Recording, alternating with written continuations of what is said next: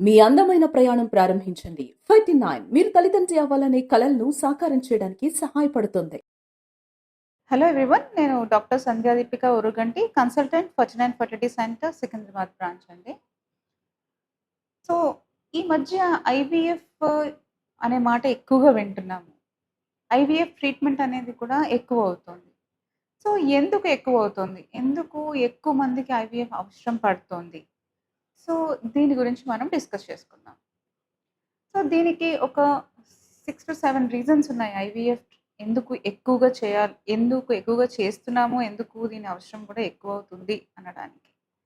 So మొట్టమొదటిది, జనాల్లో నార్మల్గానే ఇన్ఫర్టిలిటీ శాతం అనేది పెరిగింది. సో ఇప్పుడు WHO స్టాండర్డ్స్ ప్రకారం 1 in 6 కపుల్స్ ఆర్ ఇన్ఫర్టైల్. అంటే 6గురిలో ఒకళ్ళకి సంతానలేమి సమస్య అనేది ఉంటుందన్నమాట ప్రపంచవ్యాప్తంగా. సో ఇది ఇంతకుముందు 1 in 10 కపుల్స్ ఉండేది, ఇప్పుడు 1 in 6 కపుల్స్కి వచ్చింది. అంటే ఇది పెరిగింది ఇంతకు ముందు కంటే ఇప్పుడు. సో అది one of the reasons. So రెండోది ఏంటి అంటే, పీపుల్ ఒక అవేర్నెస్ పెరిగింది. ఇన్ఫర్టిలిటీ ఒక ట్రీట్మెంట్స్ అవేర్నెస్ పెరిగింది. అంటే ఇదివరకు ఫర్టిలిటీ సమస్య ఉంటే చాలామంది అది చెప్పుకోకుండా దాచుకుని చాలా రోజులు ఏ ట్రీట్మెంట్ తీసుకోకుండా డిలే చేసేవారు. ఇప్పుడు అవేర్నెస్, పీపుల్లో అవేర్నెస్ అనేది పెరిగిందనమాట. అండ్ ఐవీఎఫ్ టెక్నాలజీ పెరిగింది. ఇది వరకు ఐవీఎఫ్ ట్రీట్మెంట్లో సక్సెస్ రేట్ 40, 30, 40 ఉండేది. ఇప్పుడు 60, 70 దాకా ఐవీఎఫ్ సక్సెస్ రేట్, అంటే ఐవీఎఫ్ ద్వారా ప్రెగ్నెన్సీ వచ్చే అవకాశం అనేది గ్రాడ్యువల్గా పెరుగుతూ వచ్చింది ఐవీఎఫ్ మొదలైన దగ్గర నుంచి ఇప్పటిదాకా. అది కూడా ఒక రీజన్. అండ్ ఇంకొకటి ఏంటి, మేజర్గా ఇంకేం జరుగుతుంది, సొసైటీలోనే చాలా చేంజెస్ జరిగాయి.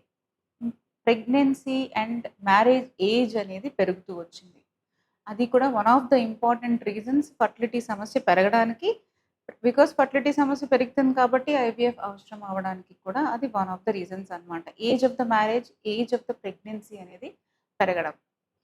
ఇంకా మేజర్ ఇంపార్టెంట్ రీజన్ ఏంటి అంటే, లైఫ్ స్టైల్లోనే డిఫరెన్సెస్ వచ్చాయి ముందుకి ఇప్పటికి.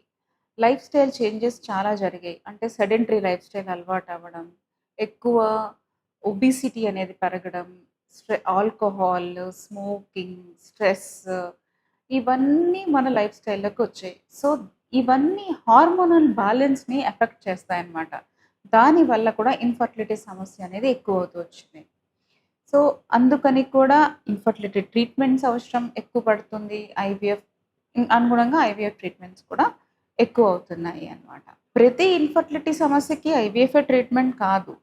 ఐవీఎఫ్ అనేది చాలా కొన్ని సమస్యలకి మిగిలిన సింపుల్ ట్రీట్మెంట్స్తో సొల్యూషన్ లేని వాటికి మాత్రమే ఐవీఎఫ్ అనేది చేయబడతారు, ఐవీఎఫ్ అనేది చేస్తాము. సో అసలు బేసికల్గా ఇన్ఫర్టిలిటీ సమస్య అని ఎప్పుడు అంటాము అంటే, కపుల్ ఒక పెళ్ళయి వాళ్ళ 1 year వాళ్ళు కలిసిన తర్వాత కూడా ప్రెగ్నెన్సీ రాకపోతే ఫస్ట్ ఇవాల్యుయేషన్ అనేది చేయాలి. ఇవాల్యుయేషన్ అనేది చేసిన తర్వాత వాళ్ళకి ఎలాంటి ట్రీట్మెంట్ అవసరము, ఏ ట్రీట్మెంట్ కరెక్ట్గా వర్క్ అవుతుంది ఏ కపుల్కి అని మనం సెలెక్ట్ చేసుకుని వాళ్ళకి ట్రీట్మెంట్ అనేది ఇవ్వాల్సి ఉంటుంది అనమాట. సో ఈ లైఫ్ స్టైల్ అన్నీ మనం మోడిఫై చేసుకుంటే ఫర్టిలిటీ సమస్యని తగ్గించవచ్చు. ఫర్టిలిటీ ట్రీట్మెంట్స్ యొక్క బెనిఫిట్ కూడా ఎక్కువ పొందొచ్చు అనమాట. సో ఒబిసిటీ ఉన్నవాళ్ళు వర్కౌట్స్, ఎక్సర్సైజెస్ చేయడం, స్మోకింగ్, ఆల్కహాల్ ఉంటే కట్ చేయడం, సెడెంటరీ లైఫ్ స్టైల్ ఉంటే యాక్టివ్ లైఫ్ స్టైల్లోకి వెళ్ళడం, ఇవన్నీ చేయడం ద్వారా మనం ఈ సమస్యని తగ్గించి దీనికి ట్రీట్మెంట్స్ ఎఫెక్టివ్గా వర్కౌట్ అయ్యేలాగా చిన్న ట్రీట్మెంట్స్తో ప్రెగ్నెన్సీ అనేది ప్లాన్ చేసుకోవాలి.